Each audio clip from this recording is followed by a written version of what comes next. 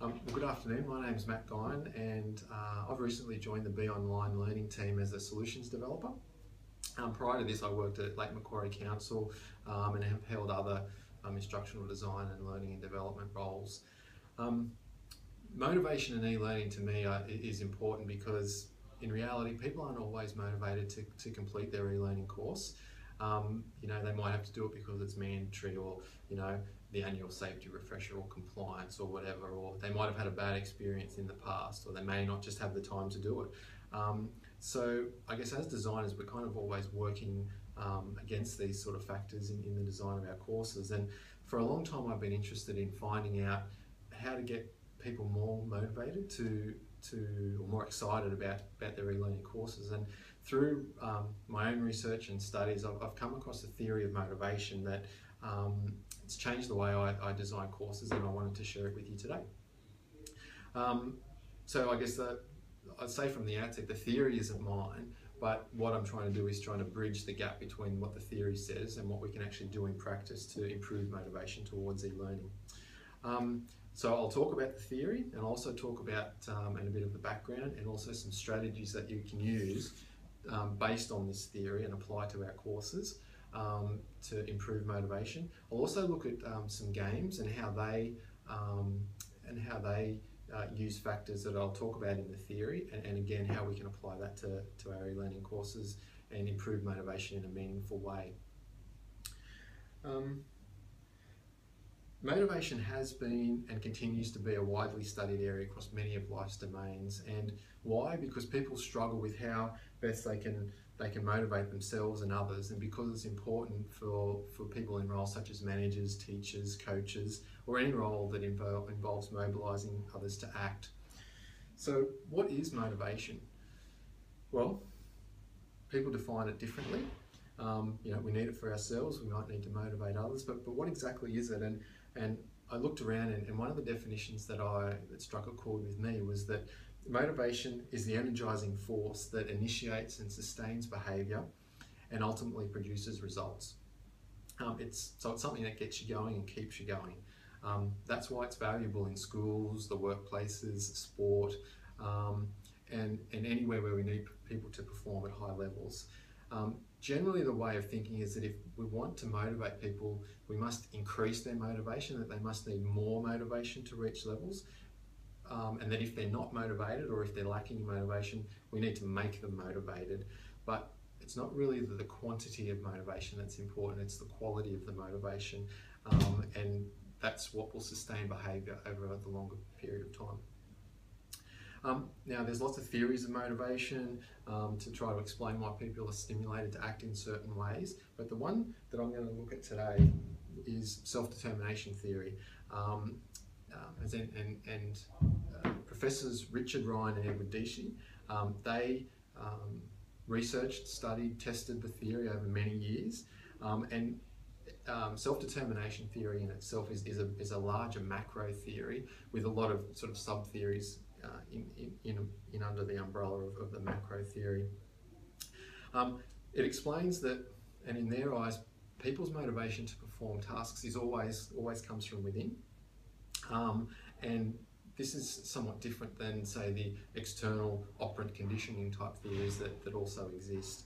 The theory's been used to describe how people perform in a broad range of settings, including sports, healthcare, religion, education, and the workplace. And self-determination theory focuses on control versus autonomy as important, rather than the intrinsic-extrinsic distinction of a lot of the other theories around. And it looks at how factors either facilitate or undermine people's level of autonomy and undermine motivation, self-regulation, and well-being. So according to Ryan and Deci, like many other motivation theories, intrinsic motivation to perform is due to people undertake intrinsically motivating activities because they are enjoyable or they're interesting. They do it because they want to do it, as opposed to extrinsically motivating activities that are are done for some separable outcome, so a reward or to avoid some sort of punishment. So prior to STT, extrinsic motivation was considered unidimensional. However, Ryan and Dietschy found that extrinsic motivation isn't one single construct. It exists in 4 forms, depending on the degree of which it's controlling or it allows behaviour to be more autonomous. So one of their sub-theories, known as organismic integration theory, places the 4 types of extrinsic motivation on a continuum of relative autonomy, as it's called. So it depends on how controlling it is of behaviour. So we can see that from the right we have complete extrinsic external regulation. So that is to perform a task to receive a reward or avoid a punishment, the common sort of definition of extrinsic motivation. Then we move along to introjected regulation. So it's more about the task is performed or engaged into, avoid feelings of guilt or to affect somebody's self-esteem. Then identified regulation is that a person identifies with the task and connects with it on a personal level. And then integrated regulation, that it's integrated with people's values and beliefs. And then we have intrinsically motivating activity. So we can see as you move along the continuum that the motivation to perform an activity is becoming more internalized. So the more the more the motivation is internalized, the more effective the psychological functioning of the person will be. And that's a lot of that's at the heart of what I'm speaking about today. So, at its core, self-determination theory proposes that we all require the satisfaction of 3 basic psychological needs. These needs are essential for ongoing psychological growth and well-being, and they are autonomy, competence, and relatedness. Of the 3, autonomy and competence are seen as the more powerful. However, relatedness is still important. So looking at each of them individually, autonomy is a sense of being in control and having freedom. You feel like you can determine the outcome of your actions, and you can make choices that have consequences. Competence is as being able to do something and having a feeling of mastery.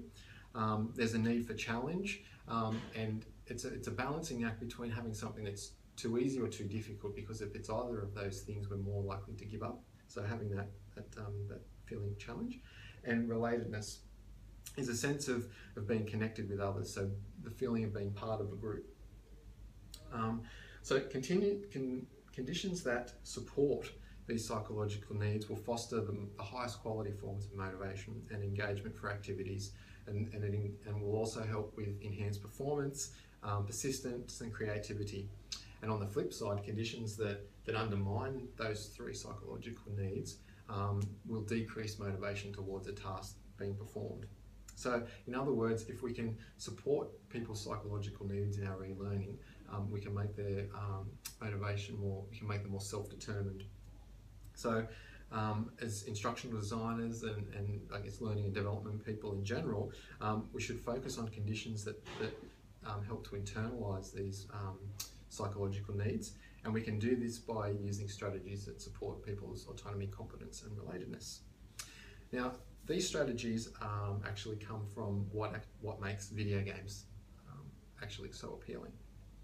So, every week, people spend around 3 billion hours globally playing video games, and it's estimated that the annual spend on video gaming will exceed $90 billion this year.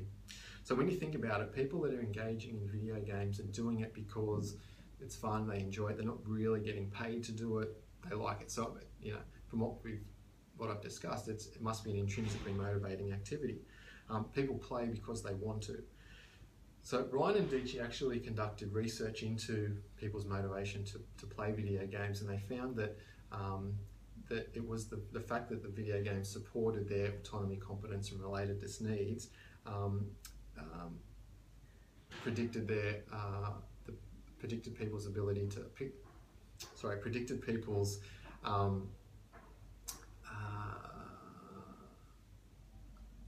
predicted people's chances of playing the game again. They also found that presence, so the feeling of being within the game as opposed to manipulating the controls, also had an effect on their motivation to play video games, and it allowed them to access the need satisfaction provided by the game. Now, if we look at video gameplay through the lens of self-determination theory, we can sort of start to see why video games are so appealing and why people like to play them. So I've got a couple. So the first one is Angry Birds. So this is a screen from Angry Birds, and we can see here that, for those of you that have played the game before, that you have a feeling that there is a lot of choice. You can choose the direction that you fire the birds. You can choose, how hard, how you're going to do it. You can. There's more than one way to reach the goal. You don't finish the level until you kill all of the pigs. So there's that sense of being competent in this case is actually destroying everything and wiping all of the pigs out. Relatedness for this one probably comes more from the sense that it's a popular game and that a lot of people are playing it. So there's that sort of connection with with friends and that are playing. People are more likely to engage because they feel part of the overall group of players. Another popular one is Candy Crush, and again this is a screen from from one of the levels. Same sort of thing. There's freedom of movement and choice. So even in this screen, there's no moves being made at all, but there would be at least 10 different ways that you could start the game, and from the way that you start playing the game, that would lead to consequences for other part of the game, and you've only got 40 moves in this particular level, so your competence will be dependent upon whether you can achieve the goal within the 40 moves. Again, competence, you don't actually move on in this game until you finish the level, so there's that feeling of you need to become competent, you need to finish it in order to be able to move on. You can't just sort of skip around. And relatedness from this, I mean, there is the ability in Facebook and some through social media to give lives, to give tips, so people are sort of getting that connection with other people as well. So I've only picked the 2 games, but indeed you can. If you think about other video games or other just games in general, you can sort of start to see why they are so appealing, and it's because they're satisfying our psychological needs. So gamification is a term that's existed for a while now, and it aims to replicate this motivational pool of video games by using game design elements in non-game contexts, as the definition goes. Or, as Kyle Catt puts it, the use of game-based mechanics, aesthetics, and game thinking to help engage, motivate people, promote learning, and solve problems. Now, gamification has mostly been used in business or marketing, but it's been used more and more in educational settings. And the intent isn't to necessarily create a game, although some people take it that way, but to improve people's motivation towards the content. This is different in terms of learning. A learning game is different. It's learning by playing a game. So in a learning game, it's you are playing the game and you're learning something as a result, as opposed to using elements of games to make something more motivating. So for example, simulation would be a good example of a game-based learning experience. So our games of all types are made up of a number of common elements, some that I've mentioned already. Levels, the ability to replay, there's scoring, leaderboards, feedback, the aesthetic of the game, like generally you'll find, especially in more modern kind of games, they are visually appealing, which does add to it as well. There's storytelling, they often tell a story. But unfortunately, many applications of gamification just tend to apply the leaderboard or the scoring system and think that we're going to gamify a piece of e-learning, when in fact if the material is engaging or interesting to start with, doing those things is not going to help. So what we need to do to truly improve people's motivation towards e-learning is to find ways in the design of our courses to support their autonomy, competence and relatedness needs. And there's a few ways that we can do it. So in terms of autonomy, we should give people the ability to make meaningful choices, allow them to progress through the e-learning course, Probably the biggest killer of motivation, in my opinion, of e-learning is forced navigation, forcing people down a certain path. It might make the design somewhat easier, but it's certainly from the user's perspective, it doesn't really help with their motivation at all. We should give people, where we can, multiple opportunities to reach their end goal. So, you know, if a course is divided into a number of topics, and it doesn't matter if topic 3 is completed before topic 1, let them do that, or let them skip parts that they already know altogether. That can help with that feeling of choice and mastery. And also allowing learners to explore different parts of the course. So create it in a way that not everything is necessarily visible, but they can, there's help there if they need it, which is much like what video games do. I've got a couple of examples that have been shared in the Articulate community that I'll also refer to. And the first one is Broken Coworker. Those of you that have used Articulate or been in the forums probably are familiar with this one. So in here, it's actually a bullying and harassment course. Aesthetically, it's gone for a comic books style look, and it is quite visually appealing. There's a story. You make a number of decisions along the way that will affect whether Ryan, the worker, is actually going to finish the day and stay in his job, or if he's going to quit. So there's consequences there. People move through. Now, it is a fairly linear course, but you have the freedom to move through, to make decisions, to think about it, and that kind of thing as you go. And it's not always an easy thing to do, especially dealing with such a tough subject matter. The second way we can help people to improve their motivation is through finding ways to support their competence need. So things like pursuing challenging goals, you know, having consequences for decisions made. You might be familiar with the 3 C's of decision making using branching scenarios. So having a challenge, having some consequences, having some choices, and then having some consequences for those choices. These are all things that we can do in our courses that can make them more to help people develop their competence in a way that it's not just a matter of picking the easiest option in a multiple choice question and telling people that they're right or they're wrong, and then just moving on to the next thing. We should also look to provide constant and varied feedback for people as they move through, and making the feedback meaningful. Rather than just saying correct or incorrect, which is realistically in the workplace and in society, if you do something wrong, people don't normally say that to you, so make the feedback more lifelike, more realistic, and doing it in a number of ways throughout the course. Now, yeah, sure, there could be points and badges, but you really need to match the particular use of that depending on your audience, depending on your learners, and what you want them to get out of it. The next example I wanted to mention, which shows a bit more of how it's supporting the psychological needs, is a storyline course developed by Kevin Thorne called Mission Turfgrass. Again, it's a case of there's a story, and this course is about weeds and grasses and how you look after them and things like that. So pretty dry subject matter. Yet he's made it kind of game-like. It's not necessarily a game itself, but it's game-like, which is, I think, a good example of gamified, and certainly a way of supporting the need. So people have a mission, there's a story, they have objectives. They're not necessarily easy to get to the end, like to achieve. They move through the course in topics, and when they're in a topic, they can move around as they please. And then when they get to the end, they do get an item that they can put in their backpack. So I guess to me, it's an example of showing that, you know, you can give people some autonomy and have them develop their competence within an e-learning course, and not necessarily create a game out of it. And the last need that we can look at to support is our relatedness need.